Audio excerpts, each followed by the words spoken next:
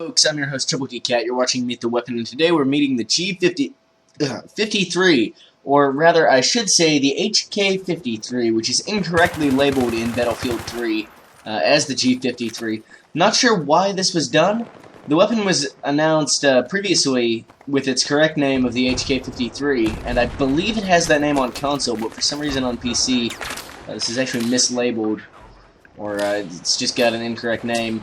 I'm not sure why that was done. Anyway, the HK53 is one of the few carbine variants of the HK33 rifle, so let's talk about that rifle first up. The HK33 is a 5.56 x 45mm NATO assault rifle developed by Heckler & Koch in the 60s, and it essentially belongs to the same family of weapons as the G3. So it has much of the same design, but the HK33 uses the smaller 5.56 x 45mm NATO round instead of the G3's 7.62 x 51mm round. The weapon comes standard with safe semi and full auto fire, but HK offers other trigger assemblies, including the safe semi, 3-round burst, and full auto configuration that's featured in this game's HK53. The full auto rate of fire is around 700 to 800 rounds per minute, so you know, pretty standard for a full auto assault rifle, 5.56 assault rifle. A little bit slower than some other things, but you know, not super slow. It's pretty average. Anyway, so the HK53 in this game is essentially shortened to HK33. It's actually very short with the 8.3-inch barrel. It's actually shorter than the MP5A2, which is a 9mm submachine gun you're probably familiar with, and that gun has a 8.9-inch barrel. The reason I mention this is because the HK53 has several of the same parts as an MP5, particularly on the exterior, and so it really does actually look a lot like an MP5. Actually, DICE originally announced this weapon first up. They said they were going to add the MP5 to the game. I assume they changed it to the HK53 to fit the engineer kit, because, you know, the engineer kit has carbines, the HK53 is a carbine, and it happens to look exactly, more or less, exactly the same as an MP5. So if they had already had a model done for the MP5, they wouldn't have, you know, had to change that at all. Like the MP5, it comes with a fixed stock, or you can have this, you know, this extendable stock that you see in the game, which I quite like. Anyway, essentially you can think of this gun as a 5.56 MP5. Both guns have a design and mechanism based on the G3 rifle. They were developed around the same time, and the HK53 also has some parts commonality with the MP5. So, what do I think of it in the game?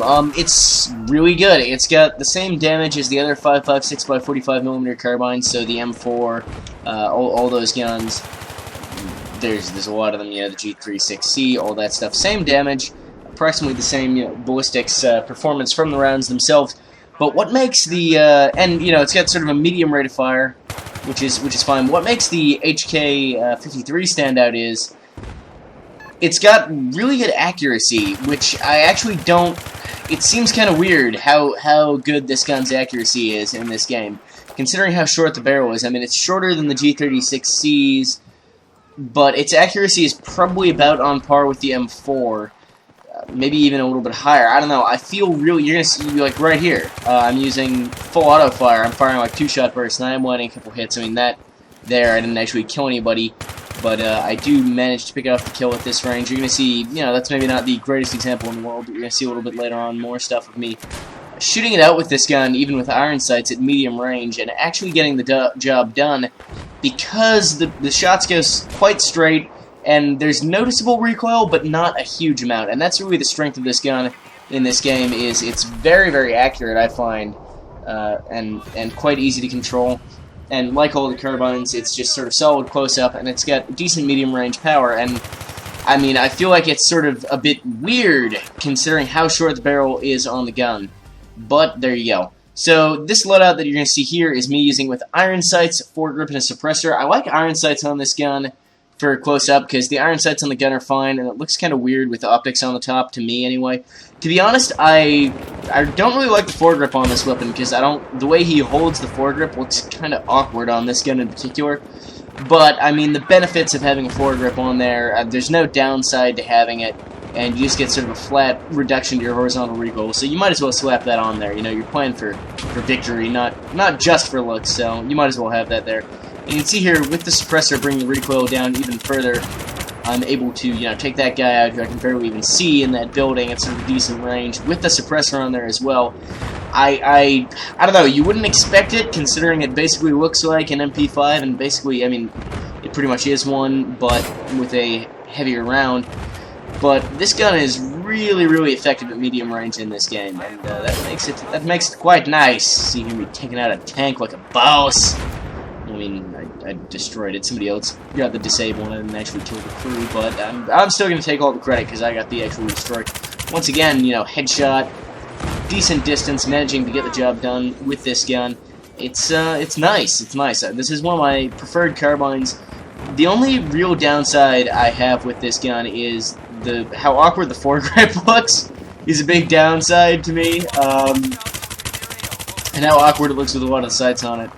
But it's a really solid weapon. It's good enough that I can, you know, I talked about it, I mentioned it in one of the previous videos, you know, obviously looks is the most important thing. I mean, that's not really true. Obviously the most important thing is how the weapon performs, and so I do quite enjoy this weapon because the performance is quite solid. I find it's a nice gun. And this is sort of my close range setup for it with the suppressor and the iron sights. This is good on small close quarters maps. It's absolutely great. You can slap an ACOG on here if you are so inclined as well, and do some decent medium range stuff with the suppressor, bringing down your recoil as well. I have a second here, so I'll mention this. I wanted to mention this video. I read a post recently. It looks like they're going to be rebalancing some of the attachments. I can't really go into detail, but it sounds really cool. It sounds like they'll make the attachments a lot more even. Because right now, there's some attachments that there's just no point in using, and some loadouts that, I mean, just foregrip suppressor is pretty much no-brainer on most guns, you know. Those are the two attachments for those slots, but they're rebalancing it, so that might not be the case. Anyway, this next loadout, you're going to see ACOG foregrip laser sight. You can also have a suppressor on this, as I said earlier. You don't, you know, super need the laser sight, but I kind of like having it there with the ACOG so that I can hip fire pretty comfortably. And the ACOG's good on this gun, you know, as I already mentioned, decent medium range accuracy, so the ACOG is super sweet. I don't really recommend the heavy barrel because the accuracy is already good enough, and the recoil is quite controllable, but if you add more recoil on top of that, you might find it not to be to your ultimate victory mode.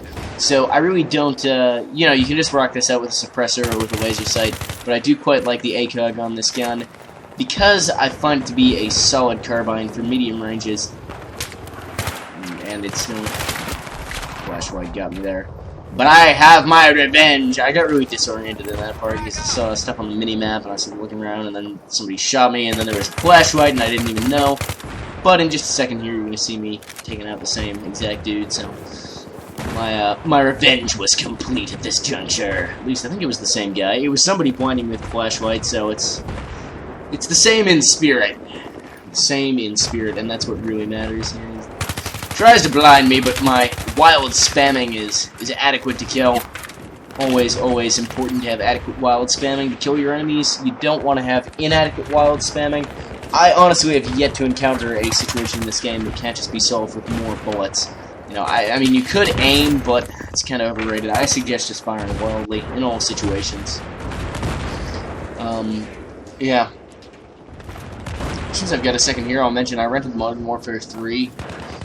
Not impressed, and I mean, I wasn't expecting to be impressed, but I'm actually disappointed, even though I was expecting hardly anything. It's probably the worst in the series that I've played, except for maybe Call of Duty 3. I really don't. They really fucked up the core feel of the game, and I mean, I don't care for it at all. I was expecting to find it to be, you know, sort of some, nothing amazing, but sort of some light fun for a few hours, like.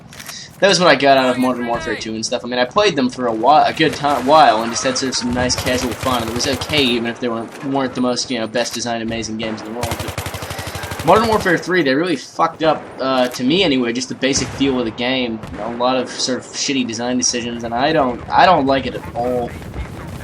Anyway, that's kind of unrelated. Here we see me again doing some medium range stuff with this gun. Pretty surprised I got that kill there. I definitely thought that guy was going to kill me, but he didn't, so, I mean, that really shows. He had a light machine gun, and I took him out, and that really shows sort of the medium-range killing power of this gun is a lot more than you might expect for something with such a short barrel, for something that, you know, looks like an MP5, basically is an MP5. It's not... I wasn't expecting to find this gun to be so effective in medium ranges, but it really is quite solid. Don't think it's OP. I mean, it's roughly in line with, you know, the M4 and the other carbines, but it's definitely much nicer at medium range than I was expecting. To be honest, I mean, if I had been DICE, I would have made this gun with a bit of a higher rate of fire, a bit better hip fire accuracy, but not so good at distance. I don't know. But it's fun to use how it is. It's nice. It's fine. I just think it would have been a bit more variety if they had designed it to handle a bit more like a submachine gun than it does. But whatever. It's absolutely fine. And quite spiffy, in fact, indeed, yes. So, this video is going to be coming up at a really odd time. Sorry about that, guys. I didn't get much work done during the day today, so it's like 2 o'clock in the morning when I upload this. It doesn't really go. Anyway, as always, let me know what you thought of the video. Troubletcat out.